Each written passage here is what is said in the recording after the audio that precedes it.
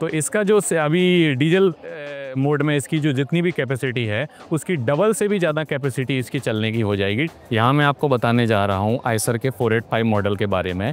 ये air cooled 3 cylinder engine के साथ आता है। यहाँ पर ये जो ट्रैक्टर है ये डीजल प्लस सीएनजी मोड में चलेगा। जैसे कि कारों में होता है कि डीजल की जगह पर पेट्रोल के साथ इथेनॉल की ब्लेंडिंग करके फ्लेक्स फ्यूल मोड में हम चलाते हैं। काइंड ऑफ टेक्नोलॉजी यहाँ पर हम आपको शो कर रहे हैं जहाँ पर डीजल प्लस सीएनजी मोड में ये ट्रैक्टर चलेगा। सीएनजी यहाँ पर इनटेक एयर के साथ मिक्स होकर कंबस्शन चैम्बर में जाएगी और डीजल को डायरेक्टली इंजेक्ट करेंगे। 2 सेपरेट पार्ट्स रहेंगे डीजल प्लस सीएनजी इंजेक्शन के।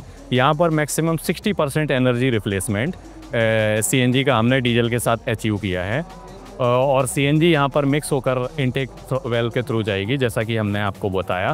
तो इसका सबसे बड़ा बेनिफिट ये है कि यहाँ पर एज इट इज़ जो डीजल का सिस्टम है उसी में हमने सीएनजी किट को इनकॉर्पोरेट किया है और सीएनजी किट को इनकॉर्पोरेट करने का जो खर्चा आएगा, सीएनजी का जो रेट है वो अराउंड डीजल के मुकाबले 10 रुपीज़ पर केजी कम है।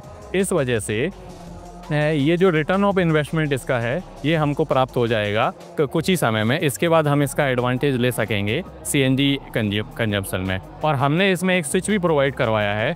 उस स्विच के थ्रू अगर सीएनजी ख़त्म हो गया तो इसको हम डीजल प्लस सीएनजी डीसीएनजी मोड से केवल ओनली डीजल मोड में स्विच ओवर करके हम सीएनजी स्टेशन तक ले जा सकते हैं। और एक बार इसके जो टैंक्स हैं वो सीएनजी से फिल हो गए उसके बाद वापस से हम इसको डीजल प्लस सीएनजी मोड में ले जा सकते हैं। इसके दोनों टैंक्स की कैपेसिटी मिलाकर 19 केजी है तो डीजल कंजम्पशन ऑलमोस्ट आधे से भी कम रह जाएगा क्योंकि ज़्यादातर पार्ट इसका जो है वो सीएनजी में टेक ओवर हो जाएगा। तो इसका जो अभी डीजल मोड में इसकी जो जितनी भी कैपेसिटी है उसकी डबल से भी ज़्यादा कैपेसिटी इसकी चलने की हो जाएगी डीजल प्लस सीएनजी मोड में, क्योंकि डीजल टैंक की कैपेसिटी जो है वही है और सीएनजी की 19 केजी एक्स्ट्रा ऐड हो जाएगी और डीजल कंजम्पशन आधा रह जाएगा, वो टेक ओवर करेगा सीएनजी।